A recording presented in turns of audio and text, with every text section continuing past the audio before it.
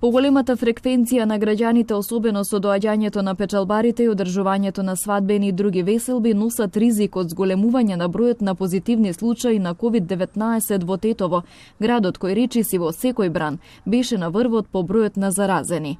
Доктор Илчо Евковски вели дека благиот пораст се должи на тоа што граѓаните повеќе време поминуваат во климатизирани простории без вентилација, а не се почитуваат доволно ниту сегашните препораки за носење маска во здравствени установи и во јавен превоз. Промената ја нема во општеството, промената ја нема во затворените простории.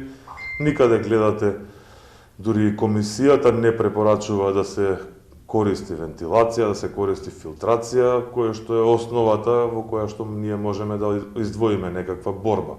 Зборувам за јавноста, зборувам за повеќе заразувања, додека зборуваме за лична заштита, маската е останата како заштита лична и миењето на раце, држењето на дистанца. Тоа е сепак лична заштита која не секој ќе следи. Граѓаните во анкета велат дека не постои здравствена свест кај народот. Таков е народот кај нас, не поштуе закони, не поштуе препораки и затоа доаѓа до ова. И не треба толку гужва да има како се собирамо сега 100 луѓе, 200 луѓе, треба мало помало. Зголемувањето на бројот на позитивни случаи на COVID-19 во земјава е за 65%, но за среќа нема зголемување на бројот на хоспитализации. Министерот за здравство Беким Сали вели дека ќе се насочат кон подигање на свеста и покани за вакцинација за ризичните групи. Негова оценка е дека овој брањ ќе биде поголем од претходните.